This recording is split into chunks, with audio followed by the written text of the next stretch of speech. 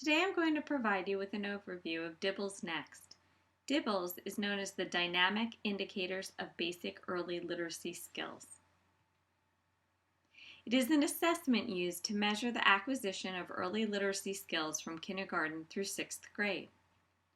There are several purposes of DIBELS Next. First, to identify students who may be at risk for reading difficulties. Second, to help teachers identify areas to target instructional support. Third, to monitor at-risk students while they receive additional targeted instruction. And fourth, to examine the effectiveness of your school's system of instructional supports. There are advantages of DIBELS Next. It has been specifically designed to be used within a problem-solving, outcomes-driven model of decision-making and response to intervention. It is a reliable and valid measure. And research-based benchmark goals are available which define a level at which the odds are in the student's favor of meeting later reading outcome goals. Assessing student performance on the basic early literacy skills, which are also known as core components or foundational skills, can help distinguish children who are on track to become successful readers from children who are likely to struggle. The DIBELS Next measures are designed to be indicators of the basic early literacy skills. An indicator is a brief, efficient index that provides a fair degree of certainty about a larger, more complex system of process. If we take a look at this table here, you'll see in the left column are the basic early literacy skills, which you should have learned about in 210 and 310, including phonemic awareness, alphabetic principle and basic phonics, advanced phonics and word-to-text skills, accurate and fluent reading of connected text, and reading comprehension. On the right column, you'll see the DIBELS indicators or measures that match up to each of these early literacy skills. First are the first sound fluency and phoneme segmentation fluency measures. Those match up to phonemic awareness. Nonsense word fluency, and there's two components of that, the correct letter sounds and whole words read. That measurement connects with alphabetic principle and basic phonics. The DIBELS oral reading fluency, also known as DORF, focuses on accuracy, and that connects directly to a student's ability to have with their phonics skills and word-to-text skills. The DORF also has a measure that it looks at the correct words per minute and the accuracy, meaning how fluent students are reading, and that connects to accurate and fluent reading of connected text. Finally, there's the DAYS measure, which measures directly to reading comprehension, and the DORF as well with the retail measures students' ability to comprehend text as well. The DIBELS Next measures are designed to be indicators of the basic early literacy skills, as we said before. Similarly, each DIBELS measure is a quick and efficient indicator of how well a child is doing in learning a particular basic early literacy skill. So for example, take a look at figure 1.1. This shows the relationship among the basic early literacy skills, the DIBELS Next measures, and the timeline for achieving benchmark goals for each measure. The basic early literacy skills, such as phonemic awareness and phonics, are represented by the rounded boxes at the top of the figure. The arrows connecting the rounded boxes show how the early literacy skills relate to one another and lead to the reading comprehension.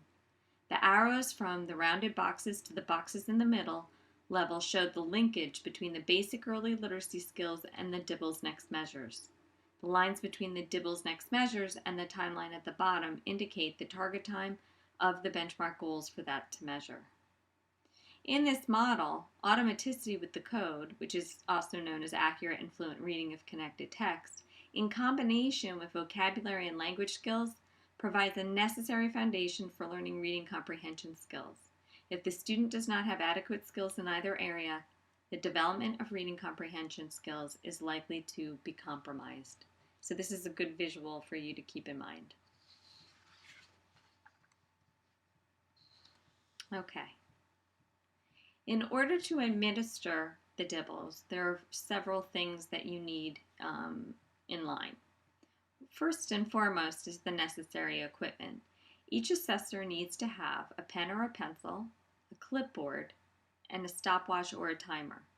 The timer used for DIBELS testing should be small enough to hold in the palm of your hand or attach onto a clipboard.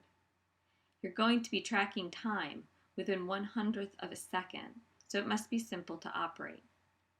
The timer can function as a stopwatch or as a countdown timer. A countdown timer should be one that makes a quiet, unobtrusive beep at the end of the countdown.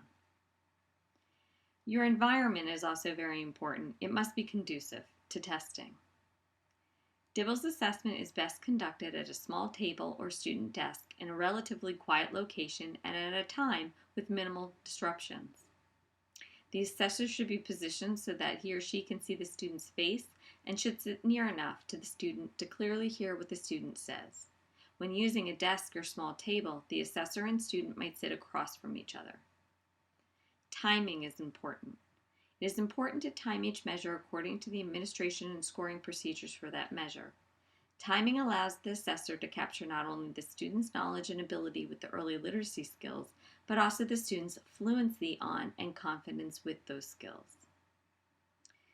There must also be encouragement and reinforcement. However, we must keep these points at bay. DIBELS measures are standardized assessments.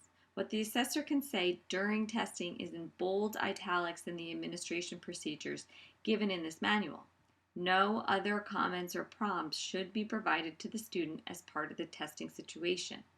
The administration scripts do not allow the assessor to tell the student if he or she is right or wrong on an item during or after the assessment. However, as the assessor, it is appropriate to provide general encouragement to the student between measures. It is best to reinforce the student's effort with general, very non-specific statements, such as, "Wow, you are working really hard." Most of the DIBELS measures begin with the assessor modeling the activity and providing the student practice items. This is an important component because it allows you to know whether or not the student understands the task that you're asking them to do.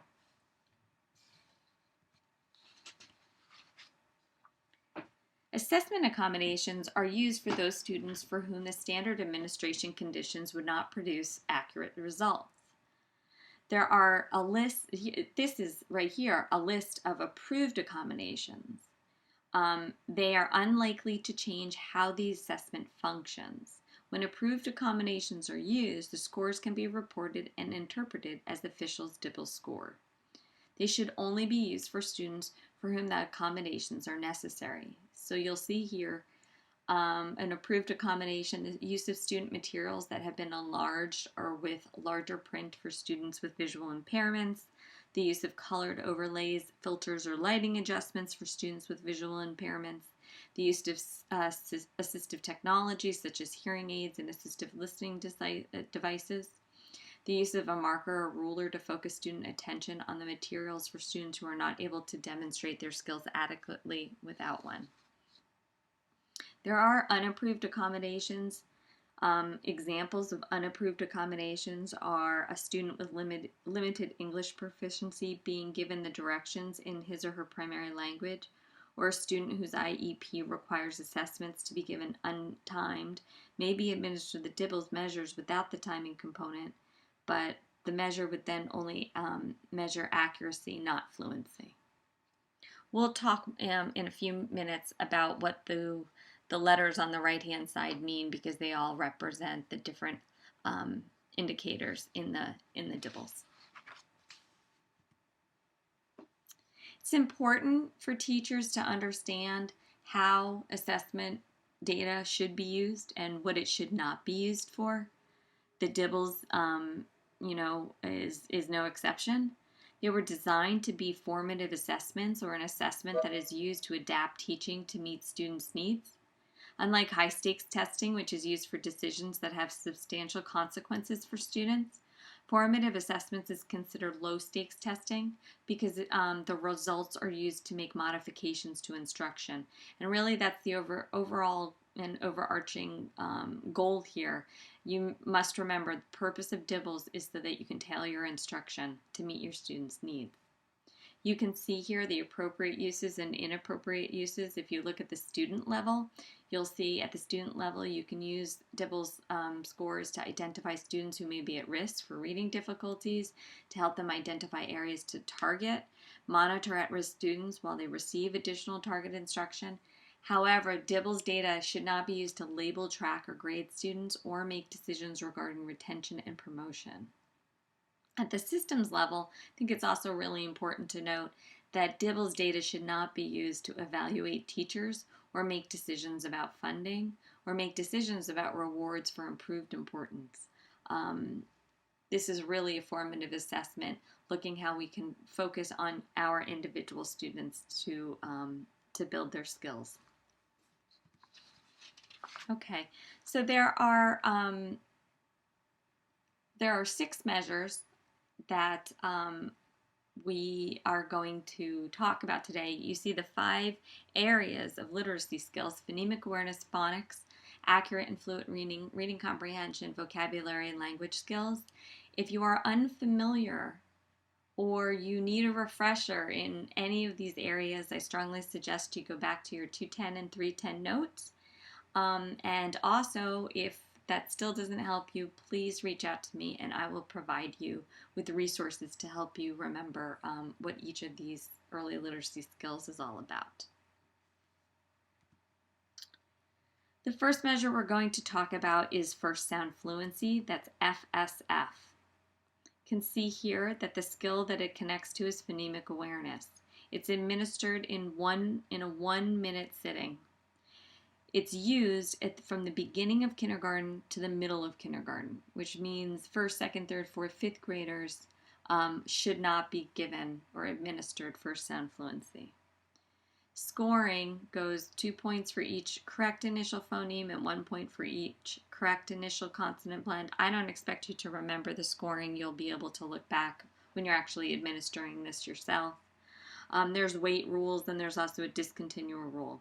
This is what I want you to know about the FSF. It's a new measure in DIBELS. It's a brief measure of a student's fluency in identifying the initial sounds in words. The ability to isolate the first sound in a word is an important phonemic awareness skill that is highly related to reading acquisition and reading achievement. The ability to isolate and identify the first phoneme in a word is an easier skill than segmenting words or manipulating phonemes in words. Therefore, FSF is used as a measure of developing phonemic awareness at the beginning and middle of kindergarten. On this slide, you can see the directions for administering this. You must use the standardized directions, and the assessor says a series of words one at a time to the student and asks the student to say the first sound in the word. And you can read closely what the directions are. This is the practice item. Remember, it's a phonemic awareness assessment. There's no words. The student isn't looking at anything. The student is only listening to what the assessor is saying.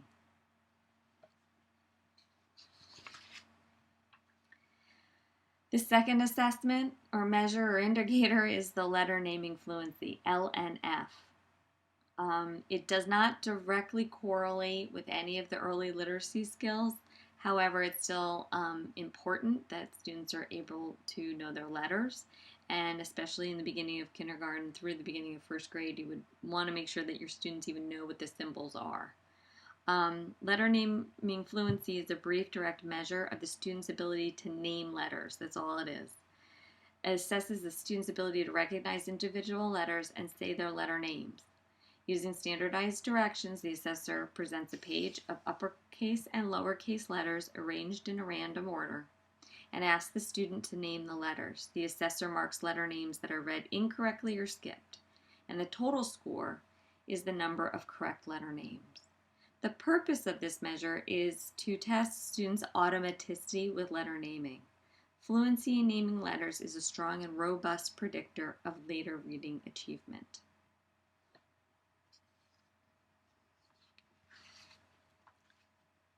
The next assessment or indicator is the phoneme segmentation fluency, PSF. And the basic early literacy skill it connects to is phonemic awareness. It's administered in 1 minute.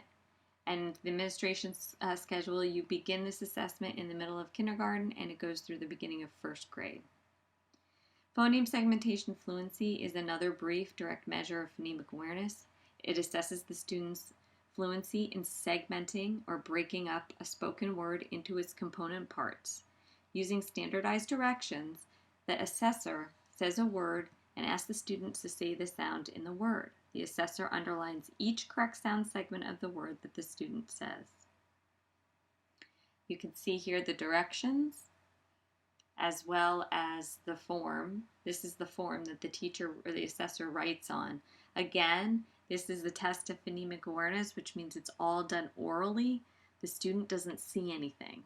So the student is hearing the word sack, and the student has to segment the word sack into the three sounds. S, a, k.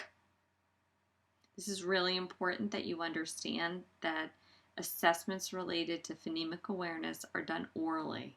They're not done with anything written. Okay. The next assessment is nonsense word fluency, NWF. This assessment connects to the alphabetic principle and basic phonics. Again, it takes 1 minute, and it's given beginning the middle of kindergarten through the beginning of 2nd grade. What's important to note with this assessment is that there's 2 parts of it. Hang on. That we have what's known as the CLS, and we have what's known as the WWR. The CLS is when you count the number of correct letter sounds that the student said, and the WWR is when the student just reads the whole word and doesn't sound out. So the difference would be, say, the nonsense word is, I have to think of one.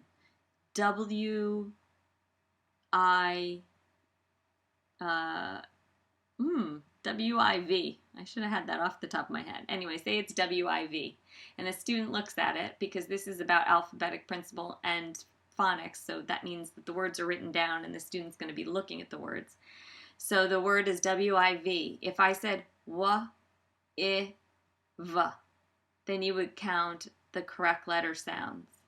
If I said with, as soon as I saw it, then you would count it as WWR, whole words read without sounding out.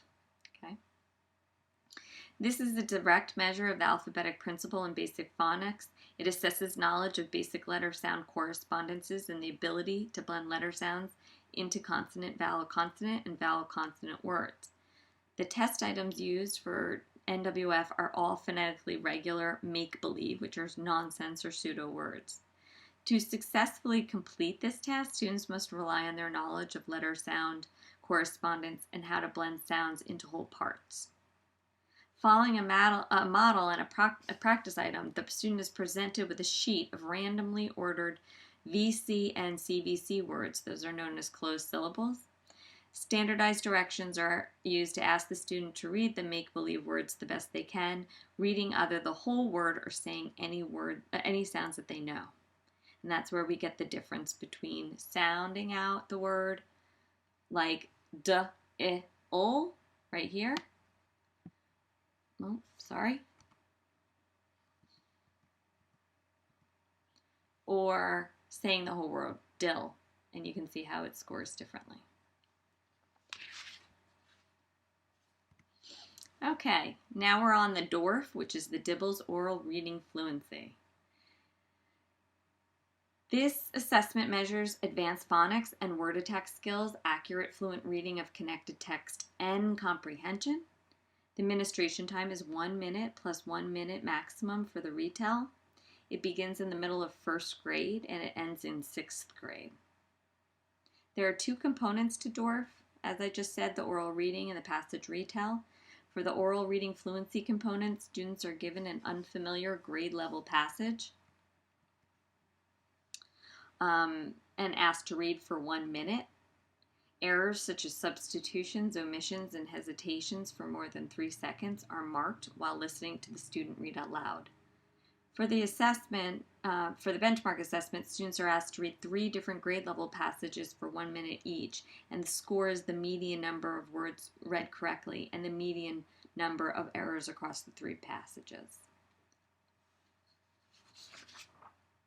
You can see here too, so once the students finish, let me show you. Once the students finish reading the passage, which is right here for 1 minute, you mark down the total number of words the students read, the number of words errors that they had, and then you list the words correct right here. Okay. Then what you do is you ask the student to do a retell. This is 1 minute, 1 minute maximum. Okay. You say to the student, now tell me as much as you can about the story you just read. Ready, begin. And you have your stopwatch and you start it. And if the student stops or hesitates for 3 seconds, you select one of the following things to do. If the student has not said anything at all, provides a very limited response, or provides an off-track response, say, tell me as much as you can about the story. Otherwise, you say, can you tell me anything else? After the first reminder, if the student doesn't say anything or gets off track after 5 seconds, just say thank you. Okay? And then what you need to do is evaluate whatever it is that they say. So this right here, these numbers, are the number of words that the student says. Okay, so if the student says, the story was about a little boy and a dog, and the dog wore a green collar.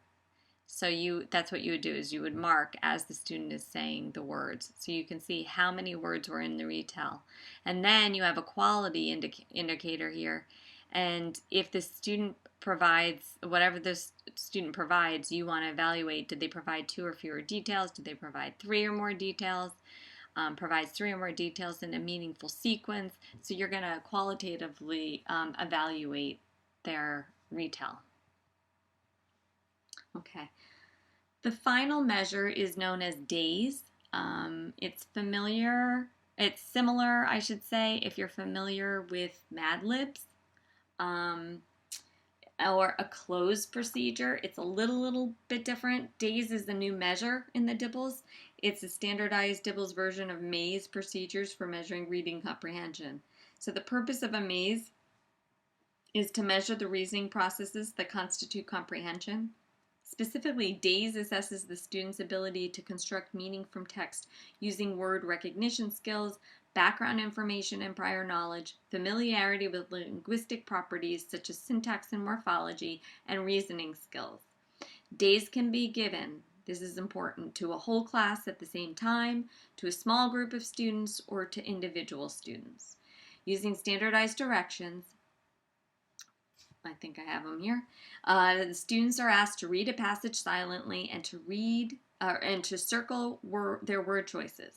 By design, approximately every 7th word on the day's passage has been replaced by a box containing the correct word and 2 distractors. So this is a little bit different than a Mad Lib or a maze, because for a maze you would just have a blank. It would say, after playing in the dirt, Sam went blank to wash her hands. The difference with the days is they actually give you choices, as you can see right here, to choose from. And the student has to read, it's a whole passage, and the student has to read the passage and choose the best word. Okay. So now that I've provided you an overview of the 6 measures, let's talk a little bit about when to test and how to test and what all of this means. The assessment is conducted in a couple of ways. One way is using it as a benchmark assessment. That's kind of like a screening tool. You give it 3 times during the year to everybody to see how everyone's doing. So, for example, my kindergartner started kindergarten this month, and he's already been given the DIBELS assessment. Well, the components, the measures that are used in kindergarten. And then in the middle of the school year, they'll be given it again, and at the end of the school year, they'll be given it a 3rd time. That's the way it's used for the benchmark assessment. If you are going to use it to progress monitor, it's a little bit different, in which, and not all students are progress monitored, but say, for example, you assess a student and you find that their nonsense word fluency is really low and they're struggling. They're below the benchmark. You might do some very focused instruction for about 2 weeks, and then you may progress monitor them again with the same, with a different passage or a different score sheet from DIBELS, but with the same nonsense word fluency measure. So there's two different ways that you could be using the test in your school. It takes a little bit of time to give these assessments, and what's time intensive about them is that with the exception of the days, they're all given one-on-one. And so that's something to keep in mind. I know in my child's kindergarten, the reading specialist pulled the kids out and gave the test. However, I know a lot of teachers in Delaware and other states who actually administer the assessment themselves. And what I would tell you as both a classroom teacher and as a reading specialist, because I've done both, as a classroom teacher, I found it much more useful when I gave the assessment myself. And the reason for that is when somebody just hands you scores, you don't really, I can figure out what that means, but you don't really understand what it means. You don't understand the depth of what exactly was it about that particular student that made them struggle on a certain measure. So I always find it really beneficial to give these types of assessments myself. So for example, for kindergarten, in the beginning of the year, you need about 3 minutes per student because you give the FSF and the LNF. In the beginning of the year for 6th grade, you need 6 minutes per student to give the DORF, but then 5 minutes for group testing for the days. So it's not an immense amount of time, but it would take, if you have a class of 20 kids, it most definitely is going to take a bulk of time, at least 3 times a year. Okay, so it's nice that I told you about all of these things, but more importantly, what exactly does all of this mean? This right here is something that you're going to need to refer to. It's the benchmark goals and cut points for risk. And I also have a link to this that I'd like you to download and have a hard copy, especially when you get to the point of taking the quiz so you can refer to it easily. But if you take a look at this, DIBELS, okay, so let me just pick a color. There we go. We have a green pen. Up here on the top, right here, we have your composite score. So DIBELS has something known as a composite score. It's described right here. And it's a combination of multiple DIBELS scores which provide the best overall estimate of the student's reading proficiency. And if you're using, many schools use some sort of electronic data system along with DIBELS, and when you get your report, this number will be calculated for you. You can look, there are documents that'll help you actually decipher and calculate the composite score, but that's what this is up here. This is saying all of the scores together, what the where the student should be at. This is the benchmark goal, and this is the cut point for risk. So a composite score is just all their scores pulled together. We're going to focus more on each individual assessment. So our benchmark goal is the large number on the top of each box. Okay, it's in bold. Students scoring at or above the benchmark goal have the odds in their favor. They say approximately 80 to 90% of achieving later important reading outcomes. These scores are identified as at or above benchmark, and the students are likely to need core support. That's just your core basal reading program. Okay, so if your students are scoring a 30 in first sound fluency in the middle of kindergarten, those students are probably doing okay. The number on the bottom, let's circle this 5 for example, is the cut point. That's the small number in each box. Students scoring below the cut point for risk are unlikely to achieve subsequent goals without receiving additional targeted instructional support. Okay, and the scores are identified as well below benchmark.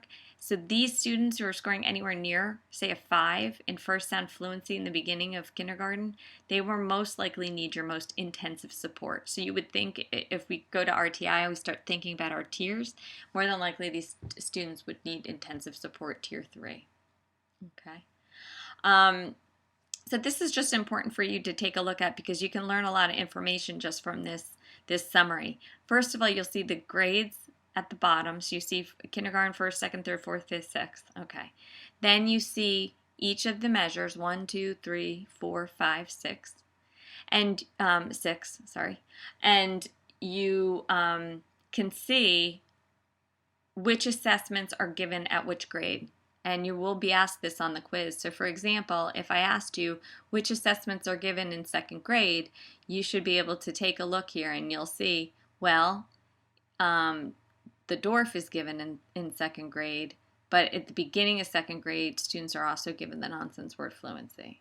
You'll notice for the older grades, fifth grade, they're given the DORF and they're given the days. So it's really important. This also helps you sort of organize your thinking in terms of when which assessments are given. Okay. Then obviously it'll help you determine what the student scores are and how they're doing. And we'll work a little bit on that in just a minute. Okay, so when you're interpreting the data, you want to look at whatever the benchmark is. And if the student is working at or above benchmark, this is the interpretation right here, which I read before, is that the student's odds are in favor of them achieving subsequent early literacy goals. Okay.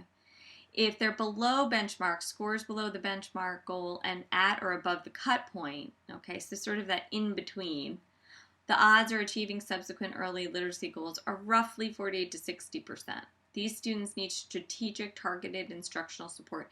These would be your kids if in Tier 2 of RTI, you do small group instruction with them and you're going to have to like really repeat and really focus on particular skills that they're struggling with. They're going to need very targeted instructional support in order to build the strength in those skills. And then if you have students who are well below that benchmark, scores below the cut point, they likely to need intensive support, as we talked about before. All right, so I asked just a moment ago which measures are given in each grade. So this will be something that you're going to be asked on your quiz. So you have to be able to refer to this, this summary, and you have to be able to understand what the summary means. Remember, these top scores are the composite scores, and those are the best overall estimate of the student's reading proficiency. It's a combination of multiple DIBELS scores, okay? And if you're using an electronic system, the electronic system will provide the composite score for you. The dark number at the top is the benchmark goal for each of the assignments, or each of the measures. You're going to notice that for letter naming fluency, there are no benchmarks set for L and F. But for all of the other ones, you do have benchmark goals. So how many students should be able to, score within that 1 minute time frame. And if students are at the benchmark or greater than the benchmark, then the odds are in favor that they're going to, be successful in reading. The bottom number, the smaller number, is the cut point for risk. And then the third thing that you can see from here is you have each grade level. It's a little cut off on my picture here, but if you print out the hard copy, you'll see this is kindergarten, first, second, third, fourth, fifth, sixth, and you need to know which assessments are given with which grade level. So here's an example piece of data. Maria is in the beginning of second grade. Her score on the NWF correct letter sounds was 65. She is above the benchmark. So the first thing I want you to look at here is Maria's in second grade, so your eyes should go to the second grade on the summary sheet, okay? Her score for the NWF correct letter sounds was 65. We know she's in the beginning, so we would be looking, sorry about that, we would be looking at the beginning column for second grade, and she scored a 65 for the correct letter sounds. So we would be up here. Here's correct letter sounds for nonsense word fluency, and we see that the benchmark is 54, so she's well above the benchmark. The other thing I want you to do, you have to be able to make connections to the skills as well. You should know what the NWF correct letter sounds are. Correct letter sounds means, well, first of all, the nonsense word fluency is when the student is given a list of words that they read that are made up. They're pseudo words, okay? And they either just say the word as soon as they see it or they sound it out.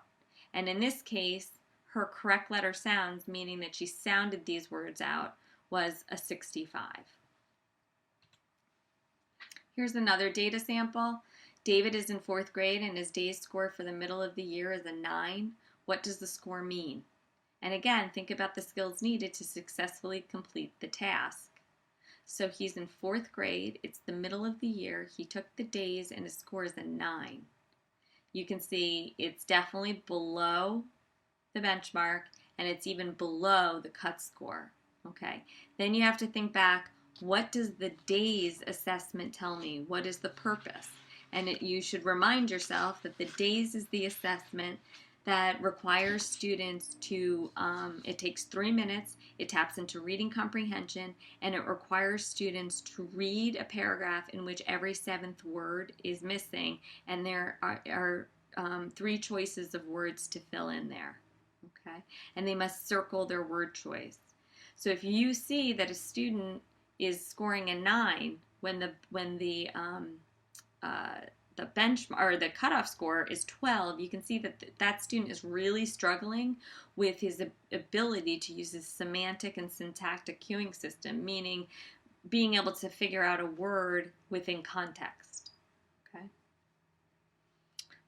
Okay, so for this week, there is a quiz. Before talking to you about the quiz, the next activity that you're going to go through is a set of videos that's going to show you actual models of each one of these assessments being measured or being administered to a child.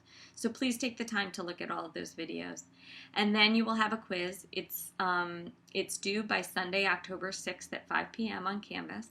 It requires you to respond to multiple choice questions about the purposes, advantages, and measures of DIBELS. And you are also going to need to briefly interpret data, kind of like those 2 examples that we just did. Nothing too crazy, but just enough so I know that you know where to look to figure out what those scores mean. If you need to interpret data by referring to the benchmark scores, so please be sure to print out the benchmark scores before you take the quiz. All right, so good luck, and I look forward to receiving any questions you may have or anything else. Thank you.